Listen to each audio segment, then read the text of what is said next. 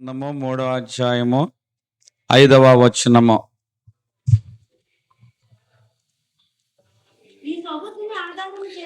నీ స్వబుద్ధిని ఆధారం చేసుకొనక నీ పూర్ణ హృదయముతో యెహోవా యందు నమ్మిక ఉంచుము. నీ ప్రవర్తన అంతటి యందు ఆయన అధికారమునకు ఒప్పుచాలి. నీ స్వబుద్ధిని ఆధారం చేసుకునక. ఈరోజు మన వాక్య భాగ అంశం ఏమిటంటే ఒత్తిడిలో నిర్ణయము తీసుకోకూడదు. చాలామంది ఒత్తిడిలో ప్రయాణం చేస్తున్న వారంగా ఉన్నాం. అది జీవితంలోనైనా, కుటుంబంలోనైనా, ఆర్థిక పరంగానైనా, ఆరోగ్యపరంగా అయినా, కెరీర్ పరంగానైనా, అది ఏ విషయమైనా సరే ఒత్తిడి గుండా మనం ఏం చేస్తున్నామంటే ప్రయాణం అనేది చేస్తున్న వారుగా ఉన్నాం. కానీ దేవుడు ఏమంటున్నాడంటే నువ్వు ఒత్తిడి గుండా ప్రయాణం చేయవచ్చు, కానీ ఒత్తిడిలో మాత్రం నిర్ణయం తీసుకోవద్దు. నీ ప్రవర్తన అంతటి మీద ఆయన అధికారాన్ని ఒప్పుకో అని దేవుని యొక్క వాక్యము చాలా స్పష్టంగా. నీ స్వబుద్ధిని ఆధారం చేసుకోవద్దు. స్వబుద్ధిని ఆధారం చేసుకోకుండా ప్రవర్తన అంతటి మీద ఆయన అధికారాన్ని నువ్వు ఒప్పుకునేవారుగా ఉండాలి. ఎందుకంటే ఒత్తిడిలో తీసుకున్న నిర్ణయము మన జీవితాన్ని ఒకసారి మంచి వైపు నిర్ణయం నడిపిస్తుంది, ఇంకోసారి నాశనం వైపు కూడా నడిపిస్తూ ఉంటుంది. ఒత్తిడిలో తీసుకున్న నిర్ణయము ఎలాగుంటుందంటే ఒకసారి జీవితాంతము పశ్చాత్తాపడేలా చేస్తుంది. మరి ప్రార్థనలో తీసుకున్న నిర్ణయం ఉంటుంది, ఖచ్చితంగా అది మనల్ని కొంచెం అది కఠినంగా అనిపించినా, ఆలస్యంగా అనిపించినా, తర్వాత కాలంలో అది క్షేమకరమైన అనుభవాల్లో మనల్ని నడిపించేదిగా ఉంటుంది. ఈరోజు దేవుని బిడ్డలుగా ఉన్న మనము నూతన సంవత్సరంలోకి అడుగుపెట్టిన వారుగా ఉన్నాం. ఎన్నో ఒత్తిళ్ల మధ్య, కుటుంబ సంబంధమైన ఇబ్బందుల మధ్య మనం ఈ నూతన సంవత్సరంలో సమస్యలు అలాగే ఉన్నాయి. క్యాలెండర్ మారిపోయింది, కొత్త సంవత్సరంలోకి వచ్చేసాం. ఒత్తిడిలోనే ఇంకా నువ్వు కొనసాగుతున్నా. కానీ దేవుడు చెప్తున్న మాట, నీ స్వబుద్ధిని ఆధారం చేసుకోవద్దు. నీ ప్రవర్తన అంతటి మీద ఆయన అధికారాన్ని ఒప్పుకొని అప్పుడు నీవు నిర్ణయం తీసుకోమంటున్నాడు. ఒత్తిడిలో మనము దేవుని యొక్క స్వరాన్ని వినలేము. కీర్తనలో 46వ అధ్యాయము 10వ వచనంలో మనం చూసుకున్నట్లయితే, ఓరకుండుడి, నేనే దేవుడినని తెలుసుకునుడి. చాలండి. ఓరకుండుడి, నేనే దేవుడినని తెలుసుకునుడి. ఒత్తిడిలో మనం దేవుని యొక్క స్వరాన్ని వినలేము అంటున్న వారంగా ఉన్నాం. ఎందుకంటే చాలా మంది జీవితాల్లో ఒత్తిడి ఉంటున్నాం. వచ్చిన ఒత్తిడి అనేది వచ్చినప్పుడు నీ నోట్లో ప్రార్థన అనేది ఉన్నది, కానీ నీ హృదయంలో ఏముందంటే గందరగోళం ఉంది. నీ మనసు ఏం చేస్తుందంటే పరిగెత్తమంటుంది. నీ ఆలోచనలు ఏం చేయమంటుందంటే ఇప్పుడే నిర్ణయం తీసుకోమంటుంది. ఓరకుండుడి. ఒత్తిడి ఉన్నప్పుడు దేవుడు ఏమని చెప్తున్నాడు? ఓరకుండుడి. మనం ఎంత ప్రార్థన చేస్తున్న వారమైనా కూడా, ఎంత దేవుని నమ్ముకున్న వారమైనా కూడా ఒత్తిడి అనేది వచ్చినప్పుడు మనము పరిగెత్తేవారుగా ఉంటాం. దేవుడు ఏమంటున్నాడు? మన జీవితంలో ఒత్తిడి అనేది ఉన్నప్పుడు మనము దేవుని స్వరం వినం. మన జీవితంలో ఒత్తిడి ఉన్నప్పుడు ఏ శబ్దం వింటామంటే అపాయాల శబ్దం వింటాం, ఆందోళన శబ్దం వింటాం, భయాల శబ్దం వింటూ ఉంటాం. ఈరోజు దేవుడు ఎప్పుడు కూడా ఒత్తిడిలో ఉన్నప్పుడు మనతో మాట్లాడతాడు, కానీ ఆ స్వరం మనకు వినపడదు. ఆయన తుఫాన్ల మధ్య కానీ, గాలుల మధ్య కానీ, భూకంపాల మధ్య కానీ ఆయన వచ్చి మాట్లాడు. ఆయన ఒకవేళ మాట్లాడినా ఆ స్వరం అనేది మనకి వినపడదు. అవన్నీ తగ్గిన తర్వాతనే దేవుడు మనతో మాట్లాడుచూ ఉంటాడు.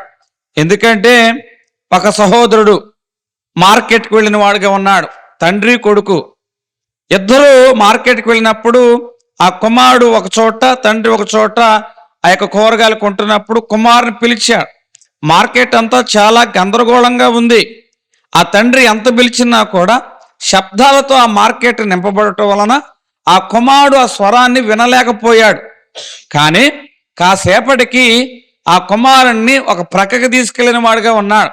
ఇప్పుడు 60 సంవత్సరాల ఆ తండ్రి నిదానంగా చెప్పినప్పుడు ఆ స్వరము ఆ కుమారునికి వినపడింది. మార్కెట్లో గందరగోళంగా ఉన్నప్పుడు ఎంత అరిచినా కుమారుడు తండ్రి స్వరం వినగలిగాడా? లేదు. కానీ శబ్దాలు ఆగిపోయిన తర్వాత తండ్రి నిదానంగానే మాట్లాడాడు. ఆ స్వరం సూటిగా అతని హృదయంలోకి నాటబడలేదా? అలాగే మన జీవితాల్లో కూడా ఒత్తిడి అనేది ఉంటుంది. ఒత్తిడి అనేది ఉన్నప్పుడు ఏం జరుగుతుందంటే, దేవుని స్వరానికన్నా ఒత్తిడి శబ్దం మనం ఎక్కువగా వినడం వలన మనం ఏం చేస్తుందంటే స్వబుద్ధిని ఆధారం చేసుకుంటున్నాం. మన ప్రవర్తన మీద శరీరానికి అధికారాన్ని ఇస్తున్నాం, ఆత్మకు అధికారం ఇవ్వటంలా. ప్రార్థన అనేది మన జీవితంలో ఏమవుతుందంటే ప్రక్కన పెట్టి తొందరపాటు నిర్ణయాలకి అవకాశం అది ఇచ్చేవారుగా ఉంటున్నాం. 1 రాజుల గ్రంథము 19వ అధ్యాయము 11వ వచనము. ఇక్కడ ఏలియా కనపడుచున్నాడు. ఎలాంటి వాయనైనా? ఆకాశం నుంచి అగ్ని దింపినవాడు, 700 మంది బయలు ప్రవక్తలను చంపినవాడు, దేవుని కొరకు రోషం కలిసి నిలిచినవాడు. కానీ ఆ రాణి అంటున్న మాటను బట్టి భయపడి ఒత్తిడిలో ఉండి ఆ స్థలం నుంచి పారిపోయిన వాడుగా ఉన్నాడు. ఇప్పుడు ఒక చెట్టు దగ్గరకు వచ్చాడు. ఆయన అంటున్న మాట, ఇంత మట్టికి చాలు, నా ప్రాణం తీసివేసుకో అంటే ఇంత రోషం కలిగి పరిచర్య చేసిన ఏలి అంటున్న మాట, ఒత్తిడిలో ఉన్న ఏలి అంటున్న మాట ఏమంటున్నాడు తెలుసా? ఇంత మట్టికి చాలు, నా ప్రాణము తీసివేసుకో. ఒకసారి ఒత్తిడిలో ఉంటారు గృహిణీలు. ఆ ఒత్తిడిలో ఉన్నప్పుడు ఆ ఆవేశపూరితమైన నిర్ణయం ఇక చాలు అని వారి పిచ్చి నిర్ణయాలు తీసుకుని కుటుంబానికి తీరం లోటు తీసుకొస్తారు. కొంతమంది ఒత్తిడిలో పిల్లలు ఉంటారు. ఇక ఎంత మటుకు చాలని పిచ్చి నిర్ణయాలు తీసుకుని కనీ పెంచిన తల్లిదండ్రులకి శోకంలో నింపుతూ ఉంటారు. ఈరోజు ఒత్తిడి అనేది నీ జీవితంలో వచ్చింది. ఏలియా జీవితంలో ఒత్తిడి వచ్చింది, ఎంత మటుకు చాలు అన్నాడు. ఒత్తిడిల మధ్య ఏలియా దేవుని స్వరం వినలేకపోయాడు. కానీ ఆ చెట్టు కిందకు వచ్చినప్పుడు, ఎవరూ లేనప్పుడు, ఒంటరిగా ఉన్నప్పుడు ఇప్పుడు ఏలియాతో దేవుడు మాట్లాడుచున్నాడు. ఇప్పుడు ఏలియా దేవుని స్వరం వినగలుగుతున్నాడు. మనుషుల మధ్య, భయాల మధ్య, ఆందోళన మధ్య ఏలియా దేవుని స్వరాన్ని వినలేకపోయాడు. ఎప్పుడైతే ఒంటరిగా రాగలిగిన వాడుగా ఉన్నాడో అప్పుడే దేవుని యొక్క స్వరం విన్నాడు. మనము ఒత్తిడి అనేది మన జీవితంలోకి వచ్చినప్పుడు ఏం చేస్తుందంటే మనసేమో పరిగెట్టమంటుంది, భయమేమో నిర్ణయం తీసుకోమంటుంది. కానీ దేవుడు ఏమంటాడంటే ప్రార్థన చేయి. దేవుడు ఏమంటాడంటే ఆగి ఉండు, వేచి ఉండు అని దేవుడు మాట్లాడుతూ ఉంటాడు. నిజంగా నీ జీవితంలో ఒత్తిడితో నువ్వు నిర్ణయం తీసుకున్నట్లయితే చాలా కాలము ఎందుకు ఈ నిర్ణయాన్ని తీసుకున్నానా అని పశ్చాత్తాపడే రోజులే నీ జీవితంలో ఎక్కువ ఉంటాయి. ప్రార్థనతో కనుక నువ్వు నిర్ణయం తీసుకున్నట్లయితే ఖచ్చితంగా ఒకరోజు ఆ ప్రార్థన ఏం చేస్తుందంటే క్షేమకరమైన స్థితిలో నిన్ను నిలబెడుతుంది. బైబిల్ గ్రంథంలో మార్తా మరియా అని ఇద్దరు ఉన్నారు. ఈమె పని భారం పెట్టుకుంది, పరిచర్య భారం పెట్టుకుంది, మనసులో విసుగుదల, ఒత్తిడి. ఇంకో సహోదరి ఉంది, ఏ భారం లేకోకుండా తన భారాన్ని దేవుని మీద వేసింది. పాదాల దగ్గర ఉంది, దేవుని సన్నిధానంలో పాదాల దగ్గర కూర్చుంది. ఇప్పుడు నెమ్మది కలిగి ఉంది. దేవుడు ఏమంటున్నాడు తెలుసా? మరియా ఉత్తమమైన దానిని ఆమె ఎంచుకున్నది. ఒకే ఇంట్లో ఒకే తల్లికి పుట్టిన బిడ్డలు, వారు ఎంచుకున్న విధానం బట్టి వారి యొక్క హృదయాలు ఎలాగున్నాయి అనేవి మనకు అర్థమవుతున్నాయి. ఒక స్త్రీ యొక్క హృదయం గందరగోళంగాను ఒత్తిడితో నింపబడింది. ఇంకో స్త్రీ యొక్క హృదయం ఎలాగుందంటే ఆమె దేవుని పాద సన్నిధానంలో నెమ్మదిగా ఉన్నది. నిజంగా ఒత్తిడిల మధ్య నువ్వు ఆయన పాదాల దగ్గరికి వచ్చినట్లయితే ఖచ్చితంగా నువ్వు ఆయన స్వరాన్ని నువ్వు వినగలిగేవాడిగా ఉంటావు. ఎంతమంది మనం దేవుని స్వరం వినగలుగుతున్నాం? ఇక్కడ చాలా మంది దేవుని స్వరం వినాలంటే పరిస్థితి మారితేనే మేము దేవుని స్వరం వింటామంట. దేవుడు ఏమన్నాడు తెలుసా? పరిస్థితి మారక మునిపే నేను నీతో మాట్లాడతానంటున్నా. నువ్వు ఒత్తిళ్ళ మధ్య, గందరగోళాల మధ్య, భయాల మధ్య ఉంటే ఆయన స్వరం ఎట్లా వినగలుగుతావు? అందుకే నేను చెప్తున్నా, ఏదైనా ఒక నిర్ణయం తీసుకోవాలంటే ఆగు. మనసు నిన్ను తొందర పెట్టిందని పరిగెట్టొద్దు. భయం నిన్ను ఏం చేస్తుందంటే ఏదో ఒక నిర్ణయం తీసేసుకో అని భయం ఏం చేస్తుందంటే నిన్ను తొందర పెడుతూ ఉంటుంది. మనసు తొందర పెట్టిందని, భయం తొందర చేసిందని నువ్వు గనక నిర్ణయం తీసుకుంటే ప్రార్థన లేకోకుండా ఖచ్చితంగా ఒకరోజు నువ్వు బాధపడతావు. దేవుడు సూటిగా నీతోనే మాట్లాడుచున్నవాడుగా ఉన్నాడు. మనం ఇక మీదట ఒత్తిడిలో నిర్ణయం అనేది తీసుకోకూడదు. ఒత్తిడిలో తీసుకున్న నిర్ణయం ఎలాంటిదంటే శరీరానుసారమైనది. రోమీయులకు రాసిన పత్రిక 8వ అధ్యాయము 6వ వచనం. ఆత్మానుసారమైన మనస్సు జీవమును సమాధానమైనది. శరీరానుసారమైన మనస్సు దేవునికి విరోధమై. ఆత్మానుసారమైన మనస్సు ఏమో జీవమును సమాధానంగా ఉంటుంది. శరీరానుసారమైన మనసు ఎలాగుంటుంది? దేవునికి విరోధంగా ఉంటుంది. మనలో చాలా మంది మనం తీసుకునే నిర్ణయాలు ఆత్మానుసారంగా ఆత్మ నడిపిస్తుందా, మన నిర్ణయాలని శరీరాన్ని నడిపిస్తుందా? మన నిర్ణయాలు ఏం నడిపిస్తుంది చెప్పండి? మన నిర్ణయాల్లో ఏది సింహభాగం? ఆత్మానుసారంగా నిర్ణయాలు తీసుకుంటున్నామా, శరీరానుసారంగా నిర్ణయం తీసుకుంటున్నామా? ఇక్కడ నోరేం చేస్తుందంటే ఒత్తిడిలో ఇలా అంటుంది, ఇదిగో ఇప్పుడే బయటపడాలి, ఇదే సమయము, ఏదో ఒకటి ఈరోజు తేల్చేయాలి అని శరీరము మాట్లాడుతూ ఉంటుంది. సమస్య మాట వచ్చింది, నీ అంతే అంటూ తేల్చేస్తా, నీ వ్యవహారం ఏంటో చూసేస్తా, అయిపోయింది నీ వ్యవహారం అంటూ ఉంటాను. కానీ ఆత్మానుసారమైన మనసు ఇప్పుడు కాదు, ప్రార్థించు, కనిపెట్టు, దేవుని చిత్తం ఏంటో తెలుసుకో అని ఆత్మ మాట్లాడుతూ ఉంటుంది. కానీ శరీరం ఏమంటుందంటే ఇదిగో పరిస్థితి బాగలేదు, ఇక సెటిల్మెంట్ అయిపోవాలి, అటో ఇటో తేలిపోవాలి, ఇక వంటాకి లేదు, వెళ్ళిపోతామే అని శరీరానుసారమైన మనసు ఏం చేస్తుందంటే పరిగెత్తిస్తూ ఉంటుంది. కానీ ఆత్మానుసారమైన మనసు నిర్ణయం ఇప్పుడు తీసుకోవద్దు, వేచి ఉండు, ప్రార్థన చేయి, దేవుడి చిత్తం ఏంటో తెలుసుకో, దేవుడు నీకేం చెప్తాడో చెప్పేంత వరకు వేచి ఉండు. ఆలస్యమైనప్పుడు నిర్ణయాలు మారుతాయేమో, ఆలోచన మారుతుందేమో అని దేవుడు ఏం చేస్తాడంటే సూటిగా నీతోనే మాట్లాడుతూ ఉంటాడు. ఇప్పుడు మనం తీసుకున్న నిర్ణయాలు శరీరము ఎక్కువ మన మీద ఏలుబడి చేస్తుందా, ఆత్మ ఎక్కువ ఏలుబడి చేస్తుందా? ఆత్మానుసారమైన ఆలోచన మనసుకు నెమ్మది, శాంతి. శరీరానుసారమైన నిర్ణయం ఏం చేస్తుందంటే దేవునికి విరోధంగా కనబడుతూ ఉంటుంది. ఈరోజు సౌలు 1వ సమూయేలు రాసిన గ్రంథము 13వ అధ్యాయము 18వ వచనం మనం చూసుకున్నట్లయితే, సౌలు ఎక్కడ ఉన్నాడు? అక్కడ అనేక మంది జనము కూడుకున్న వారుగా ఉన్నారు. బలి నర్పించాలి, సమయం అయిపోతుంది, దైవ సేవకుడు వచ్చే సమయం ఆలస్యం అయిపోతుందని దైవ సేవకుడు అప్పుడే చెప్పాడు. ఏమని చెప్పాడు? నేను వచ్చే వరకు ఏం చేయొద్దు అన్నాడు. పని కొట్టుకుని చెప్పాడుగా వచ్చే వరకు ఏం చేయొద్దని. ఏమి చేయొద్దన్నా కూడా ఆయన ఏం చేశాడంటే జనాలు వెళ్ళిపోతారేమో, మనుషులు తొందర పెడుతున్నారని దైవ సేవకుడు చేయవలసిన పని ఏం చేశాడు తెలుసా? ఏం చేసిన వాడుగా ఉన్నాడు. ఒకసారి అమెరికాలో బిల్లీ గ్రాహం గారు ఉన్నారు.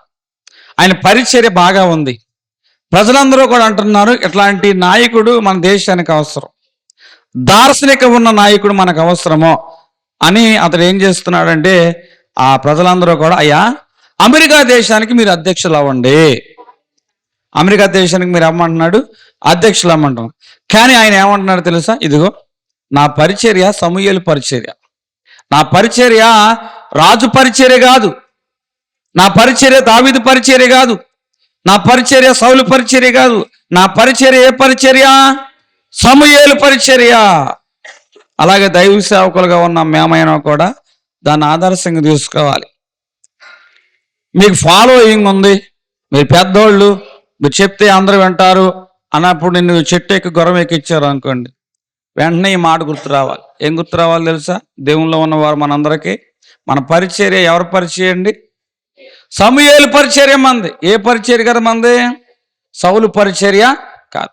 ఇప్పుడు ఈ సౌలు పరిచర్యలో చేయడానికి తొందరపడుతున్నాడు. వాస్తవంగా బలి అర్పించాల్సింది ఎవరు? దైవ సేవకుడు. నీ పని రాజు పని, దైవ సేవకుడి పని దైవ సేవకుడిది. కానీ దైవ సేవకుడి పని కూడా నువ్వు చేయడానికి తొందరపడ్డావు కదా.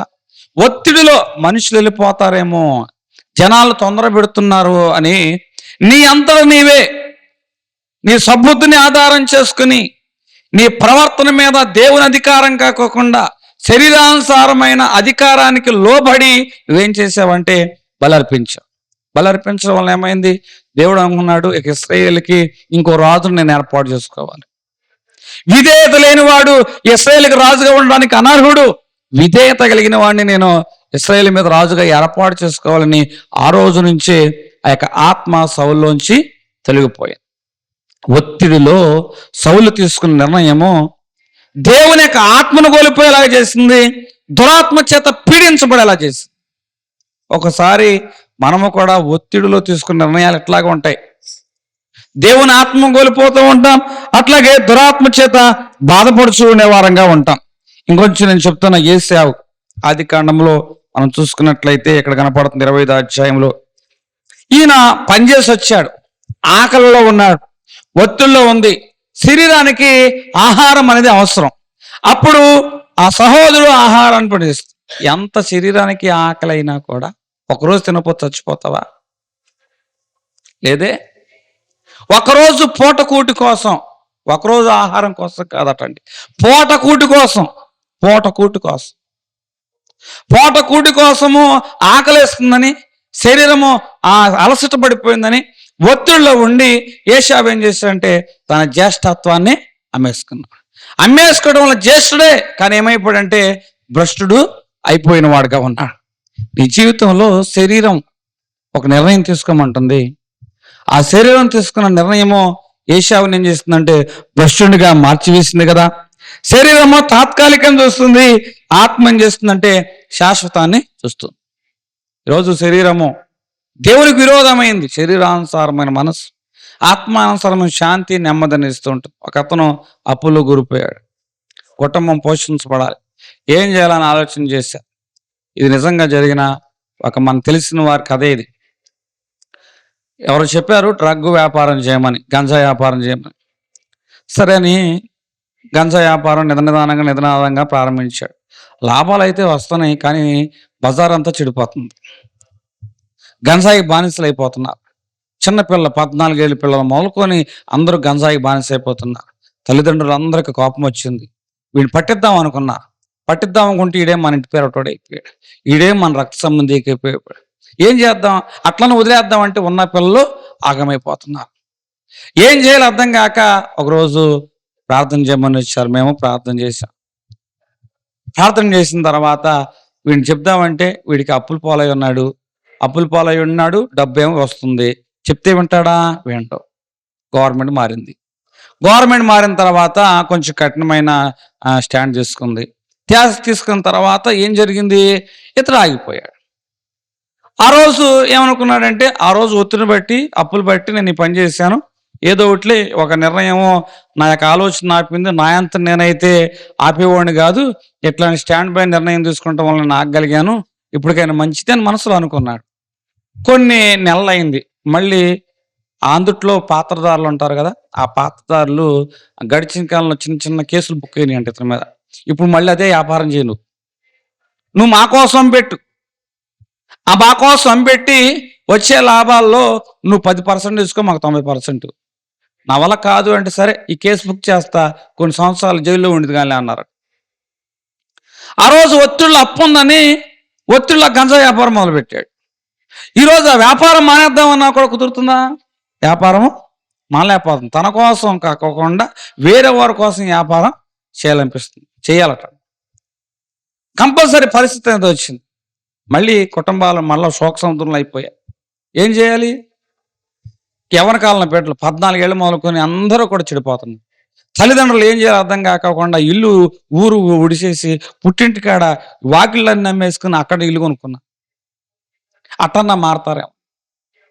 అయినా అలవాటు పడ్డ ప్రాణం కదా, అలవాటు పడ్డ ప్రాణం ఏం చేస్తుందంటే ఇటువైపే పరిగెట్టిస్తుంది. ఎంతమంది తల్లుల దుఃఖాన్ని, శోకాన్ని ఇతను మూట కట్టుకుంటున్నాడు.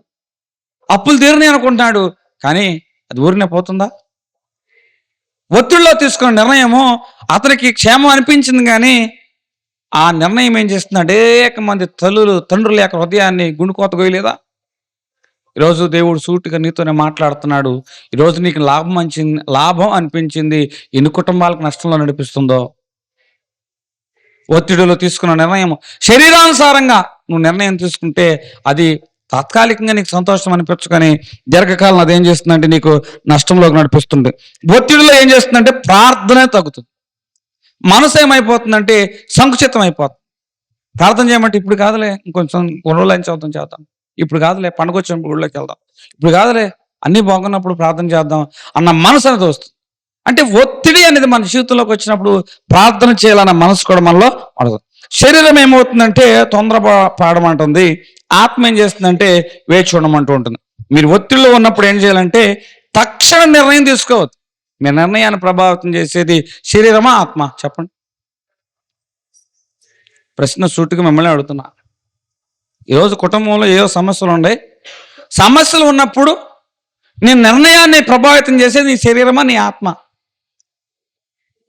నిజంగా నీ ఆత్మ ప్రభావితం చేస్తే అక్కడ మాట ఉంటుంది కానీ ఎదురు స్పందన ఉండదు.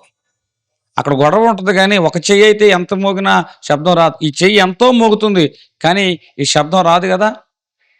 నీ యొక్క ఒత్తిడిలో నీ నిర్ణయాల మీద ఆత్మ అనేది ఏలుబడి చేస్తే ఆగు, వేచి ఉండు, తొందరపడద్దు అని నేనేం చేస్తుందంటే తొందరపడు ఆత్మను, పిరికితనం ఆత్మను, ఆవేశం గల ఆత్మను ఈ యొక్క నిర్ణయాలను ఏం చేస్తుందంటే ఆపివేస్తుంది. హల్లెలూయా, హల్లెలూయా. శరీరాన్ని సంతృప్తిపరచడం సులువు కానీ ఆత్మను సంతృప్తిపరచడము అంత సులువు అనేది కాదు. ఈరోజు మనము తీసుకునే నిర్ణయాలు మీద శరీరం యొక్క ఆశ పనిచేస్తుందా, ఆత్మ యొక్క ఆశ పనిచేస్తుందా? ఒకసారి మనము ఆలోచన చేసుకోవాలి. దేవుడు ఒత్తిడిలో కాకోకుండా తన సమయంలోనే పనిచేస్తాడు. ప్రసంగి రాసిన గ్రంథము 3వ అధ్యాయం ప్రారంభవచనం.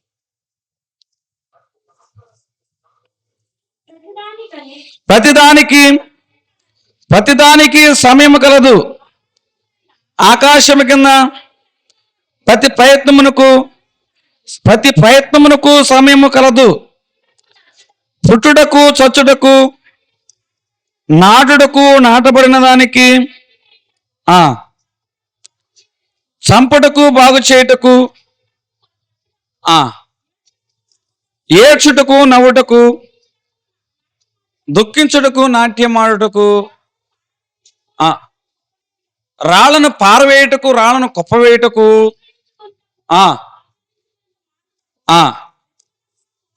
వెతుకుటకును, పోగొట్టుకున్నట్టుకును. ఇదిగోండి, ఈ వాక్యం కుదిరితే మీకు జేబు ఉంటే జేబులో పెట్టుకెళ్ళం. ప్రతిదానికి ఏముందట? సమయం ఉంది. ఏమేమి సమయం ఉంది, దేనికి సమయం ఉందని ప్రతిదీ ఎంత చక్కగా మాట్లాడిన వాడిగా ఉన్నాడు చూడండి. అంటే దేవుడు ఒత్తిడిలో కూడా పనిచేస్తాడు. అది మన సమయంలో కాదు, దేవుని సమయంలో. మనం అనుకుంటాం దేవుడు నా జీవితంలో ఆలస్యం అవుతుంది అనుకుంటాం. దేవుడు మన సమయంలో పనిచేయడు, ఆయన సమయంలో పనిచేస్తాడు. అందుకే తన కాలం మందు ఫలమిచ్చు చెట్టు అని ఉంటుంది కానీ ఆ కాలాన్ని నిర్ణయించింది ఎవరటండి? దేవుడే. ఈరోజు నీ జీవితంలో కూడా ఆ యొక్క యేసేపులో తన కాలాన్ని, ఆశీర్వాదన కాలాన్ని నిర్ణయించింది దేవుడు. 17 సంవత్సరాలు ఎందుకు ఆలస్యమైంది? అయ్యా ఎంతకాలం నేను ఎందుకు వేచి ఉండాలి అని యేసేపు అనుకోవచ్చు. కానీ దేవుడు తన కాలం వచ్చినప్పుడు యేసేపుని ఏ సమయంలో హెచ్చించాలో ఆ సమయంలో హెచ్చించాడు. దేవుని సమయము మన విషయంలో ఆలస్యంగా అనిపించవచ్చు కానీ ఆయన మాత్రం ఆలస్యం చేయడు. ఆయన మాత్రం జోక్యం చేసుకోకుండా ఉండడు. తన సమయం వచ్చినప్పుడు కాలము పరిపూర్ణము కాగా తన కుమారుని లోకమునకు, అంటే సమయం వచ్చినప్పుడు తన కుమారుని లోకానికి పంపించాడు కదా దేవుడు. సూర్యుడు ఏ రోజైనా లేటుగా ఉదయించాడా? ఏ రోజైనా సరే ఆ యొక్క భూమి 1 సెకండ్ లేటుగా తిరిగిందా? 1 సెకండ్ లేటుగా తిరిగితే ఏమవుతుందో తెలుసా? మంచు అయిపోతుంది. 1 అడుగు ముందుకేస్తే భూమి ఏమైపోతుందో తెలుసా? కాలిపోతుంది. 1 అడుగు వెనక జరిగితే భూమి ఏమైపోతుందో తెలుసా? మంచుగడ్డ అయిపోతుంది. తన స్థానంలోనే ఆ భూమిని దేవుడు ఎంత చక్కగా తిప్పుతూ ఉన్నాడు. మరి భూమి చుట్టూ చంద్రుడు తిప్పుతూ ఉన్నాడు. చంద్రుని బట్టే కదా ఇక వాతావరణంలో మార్పులు అనేవి వస్తూ ఉన్నాయి. ఏది దాని సమయంలో అది చేయనట్లుగా దేవుడు నిర్ణయించాడు. ప్రతిదానికి దేవుడు సమయాన్ని పెట్టాడు. అలాగే మన జీవితంలో కూడా శారా విషయంలో దేవుడు సమయాన్ని ఇచ్చాడు. నేను నీ సంతానాన్ని ఆకాశ నక్షత్రాల వలె, సముద్రపు ఇసుకరేణి వలె నేను ఆశీర్వదిస్తాను. మరి ఆగాలి కదా, సమయం ఆలస్యమైపోతుందని ఈమె తొందరపాటుతో నిర్ణయం తీసుకుంది. హగరును ఆదాముకి జత చేసింది. ఏం జరిగింది? కొన్ని రోజులు కుటుంబంలో గొడవలు వచ్చాయి. ఈ గొడవలు కాస్త ఏమైందంటే కొన్ని తరాలు గొడవలు పడేలాగా ఆ యొక్క శారా నిర్ణయం ఏం చేస్తుందంటే కొన్ని తరాలు ఇంకా కొట్టుకునేలాగా చేసింది. తొందరపడి శారా నిర్ణయం తీసుకుంటం వలన తరాల మధ్య ఇంకా గొడవ కొనసాగుతూనే ఉంది కదా. కానీ దేవుని యొక్క సమయము అబ్రహాం జీవితంలో వచ్చింది. ఆ సమయంలోనే ఆయన ఇస్తానన్న వాగ్దాన పుత్రుడిని ఇస్సాకు రూపంలో ఇచ్చిన వాడుగా ఉన్నాడు. ఇస్సాకు అనగా నవులు పుత్రుడు. కానీ అగర్ యొక్క సంతానం బట్టి ఇంట్లో ఏమొచ్చిందటండి? గొడవలు వచ్చాయి, గందరగోళం అనేది వచ్చింది. నీ సమయంలో నీవు తీసుకున్న నిర్ణయం ఏం చేస్తుందంటే అది గందరగోళానికే నడిపిస్తుంది. కానీ దేవుని సమయం కోసం నువ్వు వేచి ఉన్నట్లయితే ఆ సమయం నీకు కొంచెం ఆలస్యమైనా కూడా మధురమైన ఫలములు నీకు ఇచ్చును గాక. బైబిల్ గ్రంథంలో ఇంకో భక్తుడు ఉన్నాడు, ఆయన దావీదు గారు. ఆ దావీదు గారు ఇబ్బందికరమైన అనుభవాలు ఉన్నప్పుడు సౌలు తరుముచున్నాడు. ఒకరోజు సౌలును దేవుడు దావీదు చేతికి అప్పగించాడు. అప్పగించినప్పుడు అవకాశం దొరికింది, కత్తి చేతనో ఈటి చేతనో సౌలును చంపేయచ్చు. కానీ సౌలును ముట్టుకోలేదు. అభిషక్తుడు, దేవుడు అభిషేపించిన వ్యక్తిని నేను ఎట్లా ముట్టుకోను అని దేవుని సమయం కోసం వేచి ఉంచాడు తప్ప ఆ దావీదు మాత్రం తన సమయంలో తనకు చిక్కాడని చెప్పి తొందరపడి ఏ నిర్ణయము తీసుకోవాలి. అట్లా నిర్ణయం తీసుకోకపోవడం వల్ల దేవుడు ఒక సమయంలోకి వచ్చాడు. ఆ సమయంలో ఏం చేశాడంటే దావీదుని మరలా సింహాసనంలో కూర్చోబెట్టాడు. హల్లెలూయా. అంటే అభిషేక్తుని జోలికి పోకూడదు అని దావీదు నిర్ణయించుకున్నాడు. తీర్పు తీర్చవలసింది నేను కాదు, దేవుడే. దేవుని సమయానికి సౌలును దావీదుకు అప్పచెప్పాడు. కాబట్టి యుద్ధము ఎవరు చేశారటండి? దేవుడు చేసిన వాడుకున్నా. నీ జీవితంలో కూడా శత్రువుని చిక్కాడు. అమ్మయ్య, దేవుడు ఉన్నాడు రా, దేవుడు లేకపోతే వీడి బతికెట్టు అయ్యేదా, వీడు నా కాళ్ళ కిందకు వచ్చేవాడా, చివరికి నా సహాయం కోసం వచ్చేవాడా అన్న మనసులో అనుకోవద్దు. అతనికి చిక్కాడు అనిపించవచ్చు, మరి దేవుని చిత్తం ఏమైందో దేవుని చిత్తానికి అప్పగించు. సౌలు యొక్క విషయంలో దావీదు చేసినదే. దేవుని సమయం వచ్చేంత వరకు చిక్కినా కూడా కత్తి తీసుకుంది లేదే. దేవుని సమయం వచ్చేంత వరకు కూడా వేచి ఉన్నాడు. దావీదు పక్షంగా దేవుడు చేయవలసింది దావీదు చేశాడు, సౌలు పక్షంగా దేవుడు చేయవలసింది సౌలు చేసిన వాడుకున్నా. నీ జీవితంలో దేవుని సమయం ఉంది, కానీ కొంత ఆలస్యం అవుతుందని నువ్వు పరిగెట్టొద్దు. దేవుని సమయం వచ్చేంత వరకు వేచి ఉండు. ప్రతిదానికి సమయం ఉంది. ఆలస్యమైనంత మాత్రాన అవి నెరవేరకుండవు అనుకోవద్దు. కాలము పరిపూర్ణము కాగా ఖచ్చితముగా అన్నీను నెరవేరునని హబక్కు భక్తుడు అంటున్నాడు. కాలం ఒక రోజు వచ్చేది, ఆ రోజు వరకు వచ్చి పోతబూసే కాలం ఉంటుంది, కాయ కాలం ఉంటుంది, పండు కాలం ఉంటుంది. ఒక రైతు భూమిలో గింజ వేస్తాడు, అది భూమిలో నాటబడాలి, నాటబడింది ఎదగాలి, దాని మీదకి ఎండ రావాలి, వాన రావాలి, అది అనేకమైన ఆటుపోట్లు ఎదుర్కోవాలి. కొన్ని రోజుల తర్వాత ఆ యొక్క గింజలోంచి ఫలం అది వస్తూ ఉంటుంది. అంటే చెట్టు ఫలం ఇవ్వాలంటే వేచి ఉండాలి కదా. ఈరోజు పామాయిల మొక్క పెట్టి రేపొద్దున కాయలు కోస్తాకి వెళ్ళే వాళ్ళు ఎవరు ఉన్నారా? భూమిలో పామాయిల మొక్క పెట్టి రేపొద్దునే కాయలు కోస్తాకి వెళ్తామని ఉన్నారా? ఇదే దానికంటూ ఒక సమయం, ఆ సమయం వచ్చేంత వరకు దాన్ని పెంచుతాం కదా. అలాగే మన జీవితంలో కూడా ఈరోజు ప్రార్థన విత్తనం ఇచ్చావు. నువ్వు కన్నీళ్లు భూమి మీద నాటావు, ఒకరోజు దాని ఫలాలు నువ్వు కొయ్యుదువుగాక.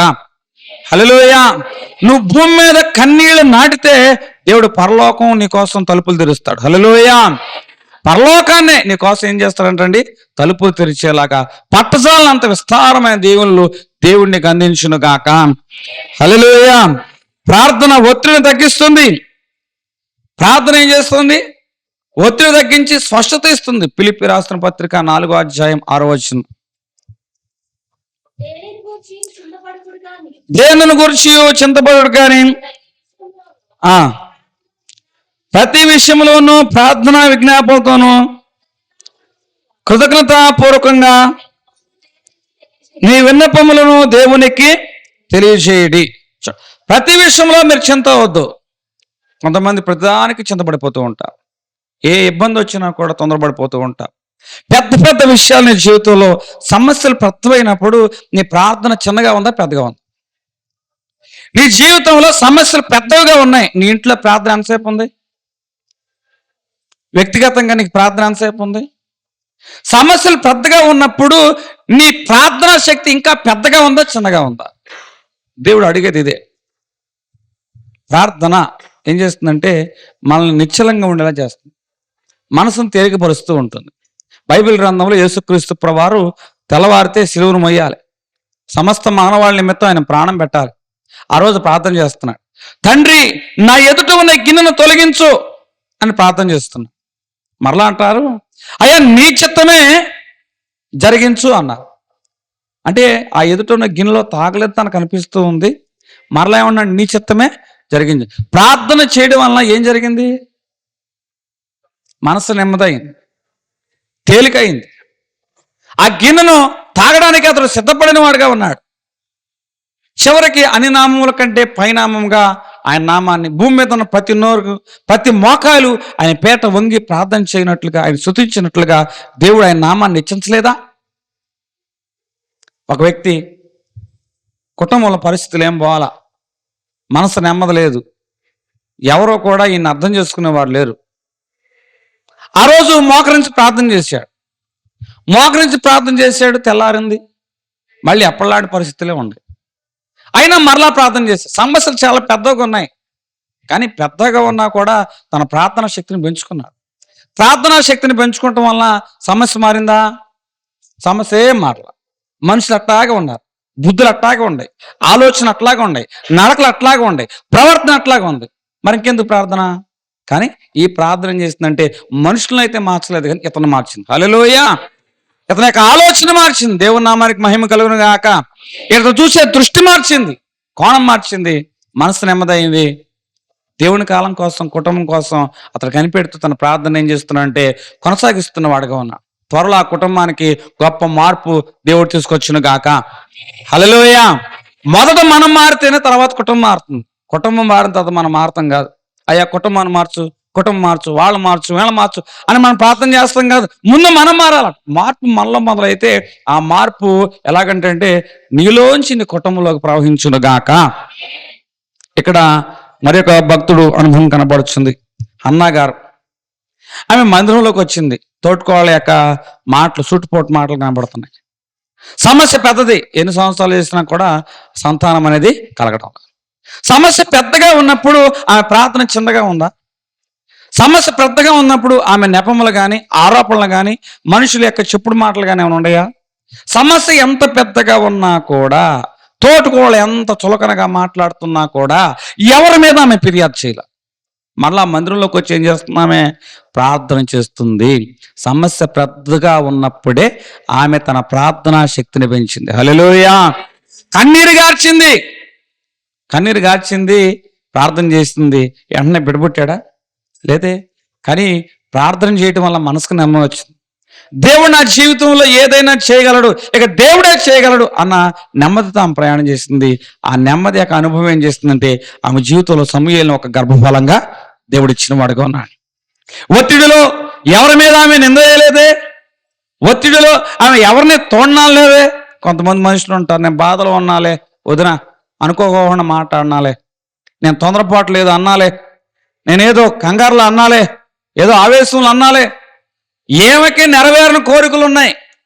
ఇంట్లోనే మనుషులు ఏకాగ్రగా చూసే అనుభవాలు ఉన్నాయి, కానీ ఎవరి మీద ఏమే కంప్లైంట్లు చేయలేదు. దేవుని మందిరంలోకి వచ్చింది, తన సమస్యను దేవుని చెప్పుకుంది, కన్నీరు గార్చింది. మరలా ఇప్పుడు కన్నీరు గార్చాల, ప్రార్థనే చేసింది. సమస్య ఎంత పెద్దగా ఉన్నా ఒకసారి కన్నీరు గార్చింది. ప్రతిరోజు ఆమె ప్రార్థన చేసింది, ప్రార్థనా శక్తిని పెంచింది. కాబట్టి దేవుడు ఆమె ఆశగల ప్రాణాన్ని తృప్తిపరిచాడు. హల్లెలూయా! ఒత్తిడిలో ఉన్నప్పుడు ప్రార్థన ఏం చేస్తుందంటే మనకి స్వస్థమైన నిర్ణయం తీసుకునేలా చేస్తుంది. ఒత్తిడిలో ఉన్నప్పుడు ప్రార్థన చేస్తుంటే మనసును ఏం చేస్తుందంటే తేలికగా అది చేస్తూ ఉంటుంది. ఈరోజు ఒత్తిడిలో ఉన్నప్పుడు నువ్వేం చేయాలంటే మొదట నిశ్శబ్దంగా ఉండు, తర్వాత ప్రార్థనలోకి రా. ప్రార్థనలోకి వచ్చిన తర్వాత ప్రార్థన అనగా ఏమిటో అంటే దేవునితో మన బాధలు చెప్పుకోవటం కాదు, దేవునితో మనం మాట్లాడడం. నువ్వు ఎప్పుడైతే నువ్వు దేవునితో మాట్లాడే అనుభవంలోకి వస్తావో, నేను దేవునితో మాట్లాడాను అన్న అనుభవం నీలో ఉంటుందో సమస్య అట్లాగే ఉండొచ్చు, కానీ నెమ్మది ఉంటాం. దేవుడు ఎప్పుడు కూడా సమస్యల మధ్యలోనే పనిచేస్తూ ఉంటాడు. ఇంకా ఏమంటాడు తెలుసా? నీ చుట్టూ సమస్యలు ఉంటాయి, దేవుడు నీలో జోక్యం చేసుకున్నాడు. దేవుడు జోక్యం చేసుకున్నంత మాత్రాన సమస్యలు తీరిపోతాయని నేను అన్నా, కానీ సమస్యలను తట్టుకుని నిలబడి వాటిని ఎదిరించే శక్తి దేవుడు నీకు దయచేయునుగాక. మరలా నేను చెప్తున్నా, దేవుని నమ్ముకుంటే సమస్యలన్నీ పోతాయని నేను అంటలా. కానీ సమస్యలను ఎదిరించే శక్తి మాత్రం ఏమిస్తుంది? ప్రార్థన అనేది ఇస్తూ ఉంటుంది. ఈరోజు నీ జీవితంలో మరలా చెప్తున్నాను, కొత్త సంవత్సరంలోకి మనం వచ్చాం. అవే ఒత్తిళ్ళు, అవే మనుషులు, అవే పరిస్థితులు. మనుషులుగా అయితే కొత్త సంవత్సరంలోకి వచ్చాం, కానీ పరిస్థితులు అట్లాగే మన వెనమాలు వచ్చేసి, మారని విషయాలు అట్లాగే వచ్చి, మార్పులేని సందర్భాలు, మనుషులు అట్లాగే ఉన్నారు. ఇంకా ఎంతకాలం నేను భరించాలి, ఎంతకాలం ఓపిక పట్టాలి, ఎంతకాలం సహించాలి అని తొందరపడొద్దు. తొందరపడి గజిబిజిగా గందరగోళంగా ఉండొద్దు. భయంతో ఏదో నిర్ణయం తీసుకోవద్దు. శరీరానుసారంగా ఇప్పుడే ఏదో తేలిపోవాలి, ఇప్పుడే ఏదో సెటిల్ అయిపోవాలి అని శరీరం నేను తొందర పెడుతూ ఉంటాను. కానీ ఈ యొక్క ప్రార్థన ఏం చేస్తుందంటే, ఆగయ్యా, ప్రార్థన చేయి, కనిపెట్టు, దేవుని చిత్తం ఏంటో తెలుసుకో అని నిన్ను తొందర పెట్టనీకోకుండా ఏం చేస్తుందంటే ఆలస్యం చేస్తూ ఉంటుంది. ఇంకొంచెం మనం లోతుకి వెళ్దాం. ఒత్తిడిలో తీసుకుని యెషయా రాసిన గ్రంథం 40 అధ్యాయము 31 వచనం.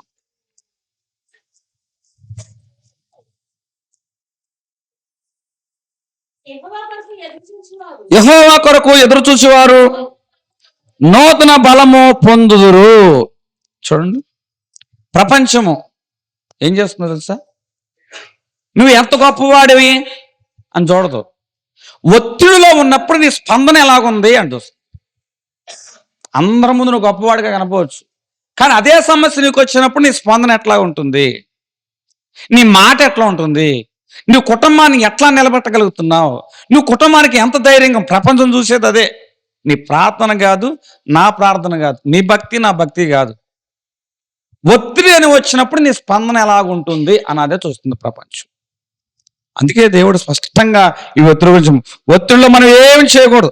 ఒక గొప్ప నిర్ణయం అనేది ఎప్పుడు తీసుకున్నా కూడా అది తొందరపాటులో తీసుకోకూడదు అంటండి. అది ప్రార్థనాపూర్వకంగానే కనిపెట్టినందున గనుడబ్రహాముకు కనిపించే మనకన్నా తండ్రి యేసే అప్పుడు ఏమైందంటండి, యేసు యొక్క స్వరం ఆయన వినగలిగిన వాడుకున్నాడు.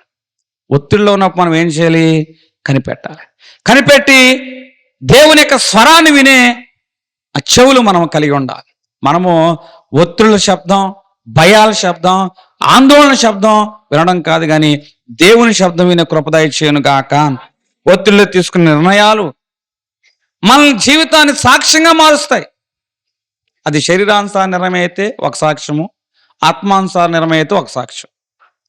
యేసేపు గారు ఉన్నారు, ఆయన జీవితంలో ఇబ్బందికరమైన అనుభవం. ఏం చేయని దానికి ఏం చేశారో చెరసాలు వేశారు. సహాయం చేస్తే ఏం చేశారు? వాడు మర్చిపోయాడు. అన్నదమ్ములు ఏం చేశారు? గుంట్లో పడేశారు. తండ్రి దగ్గర ఉంటేనేం చేశాడు? వీడు పితృలు చెప్తున్నాడు, వీడి మీద కక్ష కట్టారు. ఇతను తప్పేమీ లేకపోయినా ప్రతిసారి తన జీవితంలో తనకు వ్యతిరేకంగానే అన్నీ జరుగుతూ ఉన్నాయి. అయినా కూడా అతను ప్రార్థన మానాడా? లేదే. దేవుని సహవాసం మారాడా? లేదే. దేవుడు నన్ను చూస్తూ ఉన్నాడు అన్న భయం కలిగి ఉన్నాడు కదా. ఆ భయంతోనే కదా అతను జీవించాడు. ఒత్తిడిలో ఉన్నా కూడా దేవుని సహవాసాన్ని విడిచిపెట్టలేదే. అలా ఒత్తిడిలో ఉన్నప్పుడు తొందరపడి ఏ నిర్ణయం తీసుకోకుండా తన జీవితాన్ని దేవుని చిత్తానికి అప్పగించుకున్నాడు. కాబట్టి చెరసాల్లో ఉన్న ఆ యేసేపును దేవుడు ఎక్కడ నడిపించాడు తెలుసా? సింహాసనంలో నడిపించాడు. హల్లెలూయా. ఈరోజు నీ జీవితం కూడా ఎంతో ఒత్తిడి. ఎన్ని రోజులు భరించాలన్నా నేను, ఎన్ని రోజులు ఓపిక పట్టాలన్నా నేను, ఇంకా ఎంతకాలం సహించాలి అని అంటావు. కానీ దేవుడు ఏమన్నాడు తెలుసా? ఓపిక పట్టు, శ్రమ ఓర్పు పరీక్ష నిరీక్షణ కలగజేయను. ఇట్టి నిరీక్షణ నిన్ను సిగ్గుపరచదు. నిరీక్షణ నిన్ను సిగ్గుపరచదు. నిరీక్షణ కలిగి ఉండని దేవుడు ఎంత చక్కగా మాట్లాడుచున్నాడు. మరి నువ్వు నిరీక్షణ కలిగి ఉండడానికి సిద్ధపడుతున్నావా? ఒత్తిడిలో తొందరపడి నువ్వు ఏ నిర్ణయం తీసుకోవద్దు. యేసేపు ఏ నిర్ణయం తీసుకోవాలా? దేవుడు నన్ను చూస్తున్నాడని పాపాన్ని దూరంగా పారిపోయాడే. అన్నదమ్ములు వచ్చారు, మీరు కావాల్సిన కాడికి వచ్చారా, మీకు తగిందని నేను చేస్తాను అని అతడు తొందరపడి అన్నలకు వ్యతిరేకంగా ఏం చేయలేదు. అన్నా, మీరు చేశారే ఈ పని, ఇది మన మేలు నిమిత్తమే, మీరు అట్లా పని చేశారు కాబట్టి ఈరోజు మన అందరం శుభ్రంగా కడుపు నిండా ఈ నోటితో అన్నం తింటున్నామన్నా అని మాట్లాడుతున్నాడే. నిజంగా ఎంత దేవుని ఆత్మచేత నింపబడితే ఈ మాట మాట్లాడగలుగుతాడు.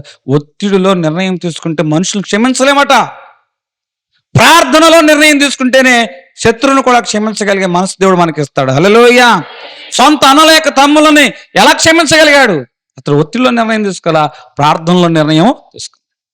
ఒక చోట ఒక ఆయన ఎంప్లాయీ గారు ఉద్యోగం చేస్తున్నా, ఈయన పని ఈయన చేసుకుంటే కొంతమంది కడుపులో మంట ఒక్కింది, గ్యాస్ ట్రబుల్ ఎక్కువైపోయింది.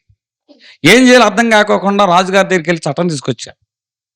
వీడిని ఎట్ల కొట్ట వంచాలని ప్రయత్నం చేసి చట్టం కూడా అమలుపరిచారు. ఎంత ఒత్తిడి, ఆయన నమస్కారం పెట్టకపోతే చట్టం అతనికి వ్యతిరేకంగా ఉంటుంది.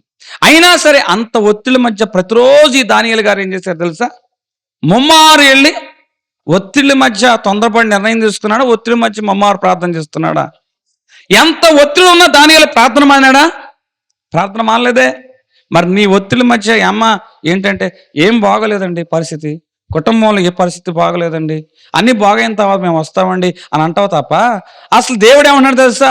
నీ పరిస్థితి బాగుపడాలంటేనే ప్రార్థనలోకి రావాలంటున్నాడు. హల్లెలూయా. ఆ ప్రార్థన ఏం చేస్తుందంటే పరిస్థితి బాగుపడకపోయినా ఆ పరిస్థితిని ఎదుర్కొనే శక్తి ఇస్తుందంట, మానసిక స్థైర్యం ఇస్తుంది. ఈరోజు ఎంతమంది కుటుంబానికి అన్యాయం చేసి పిచ్చి పిచ్చి పనులు చేసుకుంటూ ప్రాణాలు తీసుకుంటా. నిజంగా నువ్వు ప్రార్థనలోకి వస్తే ఒత్తిడి మధ్య ప్రార్థన చేస్తే నీ ఆవేశపు ఆత్మను అణిచివేస్తుంది, నీ అనాలోచిత నిర్ణయాన్ని ఆపివేస్తుంటుంది. ఇప్పుడు అనిపిస్తుంది కత్తిపెట్టి నరికేద్దామని, కాసేపటికి అనిపిస్తుంది అయ్యో నరికితే ఏమైపోయేదో అని ఆలోచన వస్తుంది. అందుకే ఎప్పుడు కూడా ఒత్తిడిలో నిర్ణయం తీసుకోకూడదు అంటుంది. ఇప్పుడు దానియేలు ఒత్తిడి మధ్య ఉన్నప్పుడు కూడా అతను ఏం చేశాడు చెప్పండి? ఆ ప్రార్థన ఏం చేస్తుందంటే సింహాల నోళ్ళ మూయించేసింది. హల్లెలూయా. ఈరోజు నీ ఒత్తిడిలో నువ్వు చేసిన ప్రార్థన నీకు వ్యతిరేకంగా గర్జించి సింహాల నోళ్ళు మూసివేయును గాక. ఒత్తిడిలో తీసుకున్న నిర్ణయాలు మన జీవితానికి ఎలాగుంటాయో తెలుసా? సాక్ష్యంగా మారతాయి. ఆ రోజు యేసేపును చూసి దేవుడు నీకు తోడై ఉన్నాడు అని ఫరో అన్నాడు. ఈరోజు ఇదే దానియేలును చూసి జీవము కలిగిన దేవుని సేవకుడైన ఓ దానియేలు అని దేవుని గురించి, దేవుని కలిగిన దానియేలును గురించి మాట్లాడుచున్నాడు. ఈరోజు నువ్వు తీసుకున్న నిర్ణయాలు నీ జీవితానికి గొప్ప సాక్ష్యంగా మార్చబడును గాక. హల్లెలూయా. ఈరోజు ఒత్తిడిలో నిర్ణయం తీసుకుంటున్నావా? దేవుడు సూటిగా నిన్ను అడుగుతున్నాడు. నూతన సంవత్సరంలోకి వచ్చావు కదా, మనసేమో తొందర పెడుతుంది, ఆ యొక్క భయం ఏమో నిర్ణయం తీసేసుకోమంటుంది.